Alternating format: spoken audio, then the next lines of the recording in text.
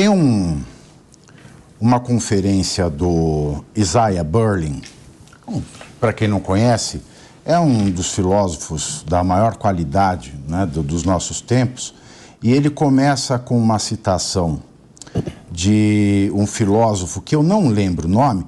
Eu estou tentando achar aqui o nome do filósofo que disse isso pela primeira vez, mas isso tem muito a ver com esse debate.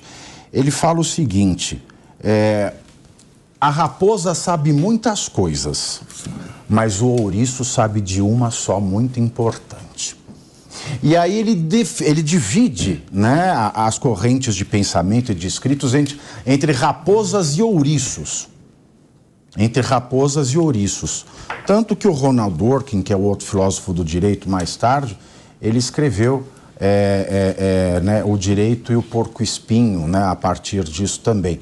E isso tem muito a ver com a questão das raposas, porque a gente esquece da coisa muito importante que o ouriço sabe e vai agindo só como raposa, e vai dando couro só para a raposa, e fica fazendo coisas para essas muitas coisas, mas esquece da coisa que é mais importante, que é a justiça, que é a vida, que é a segurança, que é a liberdade, que é o valor da existência. Ora, sem existência, você pode fazer quantas leis, se a tua vida está ameaçada, você faça quantas leis você quiser, que não vai resolver. A gente vive num mundo de raposas, né? E eu lembrei do Isaiah Berlin agora por conta disso que a Deise trouxe. Agora veja, o Brasil já tem leis, basta aplicar as leis. Sim, não são cumpridas. Olha o que acontece no caso, por exemplo, do aborto, né? No dia 8 de março deste ano, a Sâmia Bonfim, né, aquela que grita, apresentou um projeto de lei que propõe que seja considerado crime de tortura, constranger ou agir para dificultar ou impedir a interrupção de uma gravidez dentro das hipóteses permitidas pela legislação brasileira, como é o caso de estupro, como é o caso do risco de vida para a mãe e o caso jurisprudencial, que é o feto anencefálico. O texto ele deve ser analisado pelas comissões de defesa dos direitos da mulher e pela Comissão de Constituição e Justiça, e só depois ir ao plenário. O projeto altera a Lei 9.455 de 97, que define os crimes de tortura, a fim de prever como motivação do crime a discriminação em razão do gênero. É o que nós estamos falando. É coisa de raposa. Virou carnaval. Ninguém estuda mais, ninguém quer saber do direito penal. As autoridades constituídas aplicam como sola de sapato as regras que existem.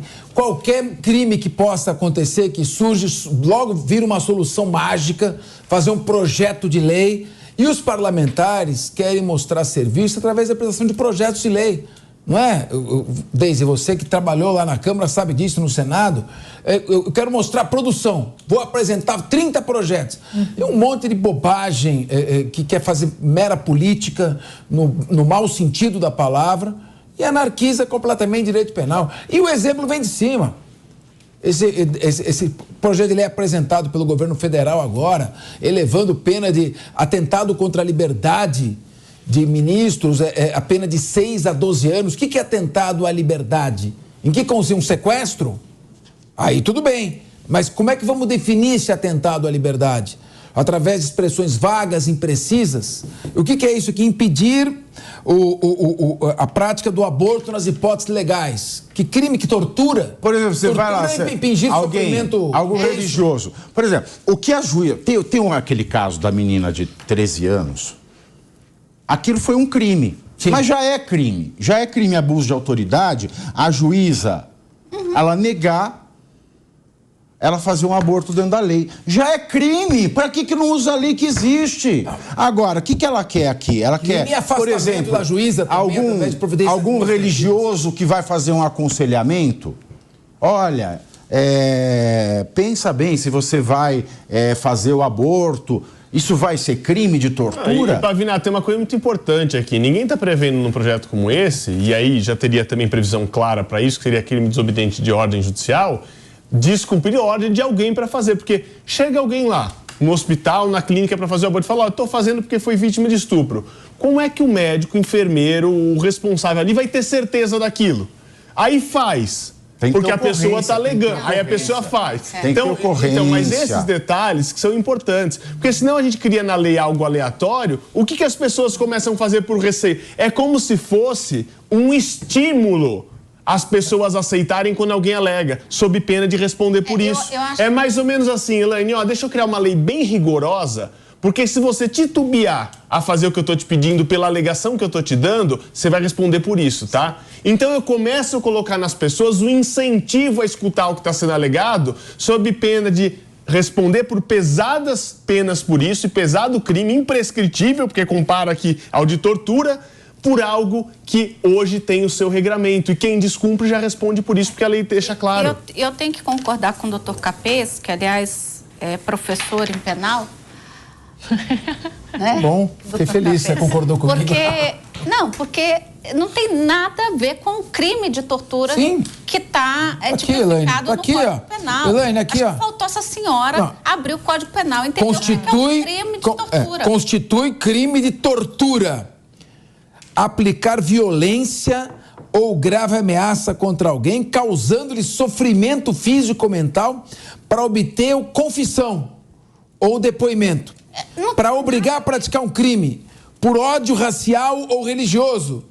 Gente, espera um pouquinho. Proibir alguém só se a pessoa empregar uma violência muito grande, uma grave ameaça, provocar intenso sofrimento físico, você desnatura o crime de tortura. Desnatura, não tem nada a ver. Você precisa criar, na verdade, se você quiser trazer alguma coisa próxima ao aborto por omissão, fazer um raciocínio ao contrário, estabelecer um tipo de crime constrangimento ilegal com uma pena maior, se for para descumprimento de ordem. Mas espera um pouquinho, não vamos fazer esse carnaval, esse sabonete que estão fazendo com a legislação. Não, parem de destruir o direito penal. Rasgar o direito. Olha, no país, a gente viu usar prisão preventiva como instrumento de tortura para delação. A gente falava de delação aqui nesse programa. E isso não foi classificado tortura? Sim. Nós vamos classificar o torturaram o Mauro Cid na CPMI esses dias. Sim, quando ele está lá para prestar um depoimento com o direito constitucional ao silêncio naquilo que o incrimine. Nenhuma testemunha. Não, e ainda... Nenhum réu, por pior que seja o crime, ele está lá para ser humilhado pela autoridade investigante. E ainda, por cima, quiseram enquadrá-lo por abuso do direito ao silêncio. É interessante, abuso. Abuso. Estava estudando. Relativização do direito constitucional. Violência política tem os crimes novos. Tem que voltar para a faculdade de direito, porque estão criando E sabe o que é engraçado? É o pessoal que fala assim: ai, nós saímos da ditadura militar. Ué, o que eles faziam é pegar o suspeito estava lá abusando do silêncio e dá um choque. Ah, tá abusando do direito, faz um afogamento. Sim. Tá abusando do direito, vamos enfiar a agulha na unha com a carne. Abuso do silêncio é isso. Sim. Ou eles gostam ou eles não gostam. Mas quando interessa, aí fala, agora é democrático. Sim. Por quê? Porque eu fiz o L transforma tudo em democrático. Plim! Democrático. Ai, um assassinato. Plim! Democrático. Ai, o ódio. Plim! Plim! Plim! É o poder do L. O poder do L é fantástico. Veja, por exemplo, né, a gente está falando aqui de aborto, vida, criança, etc. Sabe qual é o estado? O estado que tem um péssimo índice de mortalidade infantil? Alagoas. Alagoas, terra de Renan, terra de Lira, terra de Collor. Alagoas, né? Que tem tanta gente realmente poderosa, podia ter um índice melhor, quase 15 óbitos por 1.000 nascidos, é maior que a média nacional.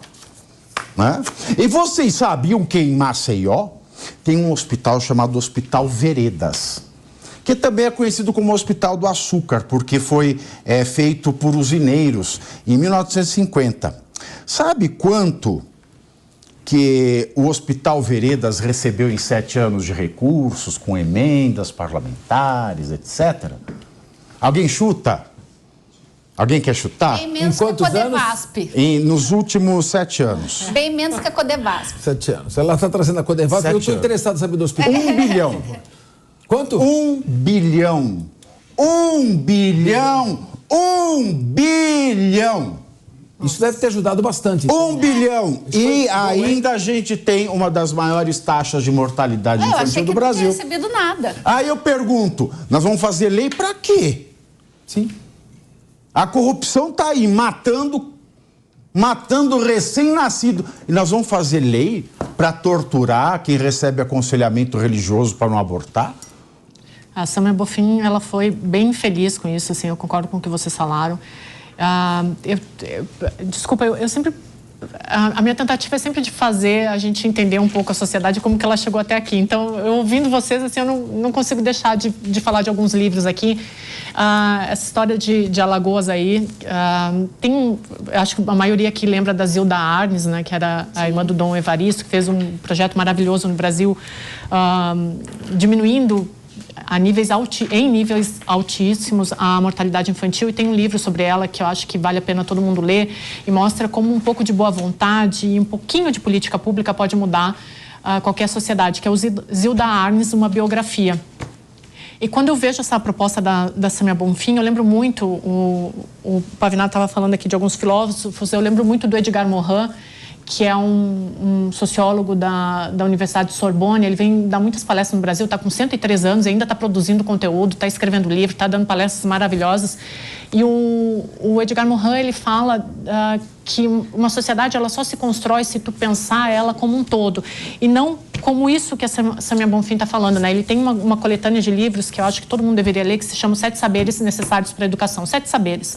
São 7 livrinhos ali, e ele fala como tu não pode pensar uma sociedade a partir de um ponto específico. Então, eu não posso pensar, por exemplo, a questão do aborto a partir de um ponto só, de constranger uma pessoa, ou de imputar a ela um crime de tortura. O problema é muito maior. Então, como que faz aquele enfermeiro que lida com um paciente que chegou ali alegando que foi estuprado, né? Eu não posso falar nada porque agora a Samia aprovou um projeto lá que indica que se eu falar qualquer coisa para essa pessoa é uma tortura, eu posso ser penalizado por isso. Ou se for entrar no pacote da democracia, eu pego até 40 anos. Então, nunca se pensa na sociedade como um todo, né? Eu acho que tá tudo errado. Eu volto a falar o que eu estava falando antes aqui no Linha de Frente. Eu acho que esse Congresso, ele tá muito baixo clero. A gente tem que parar de pensar as coisas como se elas fossem uma só. O problema da sociedade brasileira é essa desordem, e é muito curioso porque na bandeira tá ordem e progresso, a gente tem uma desordem e um regresso no Brasil, né? Então, se eu puder indicar para as pessoas 2 livros, é o Zilda Arnes, uma biografia, mostra como as coisas podem ser simples, com boa vontade, e os 7 Saberes da Educação. Nossa, a Zilda Arnes, ela inventou aquela comida, aquela mistura que ela levou para o Haiti, né? E ela morreu lá, né? no Haiti, num desmoronamento por conta da guerra civil lá. Né? Ela inventou aquele alimento para desnutrição e espalhou isso pelo mundo. Sim. Né? E aqui a gente manda 1 bilhão para um hospital de um estado que tem uma mortalidade infantil ridícula, que tem o presidente da Câmara. E que está sucateado, um hospital totalmente sucateado. Pois eu achei que nem recebia. 1 bilhão. Quando você falou, fiquei assustada. 1 bilhão. Tá aqui, tá? Fontes oficiais, tá? Fontes oficiais. Totalmente sucateado. Mas essas verbas para Alagoas ainda vão dar o que falar, né? A gente já percebeu que isso ainda vai longe. Sim.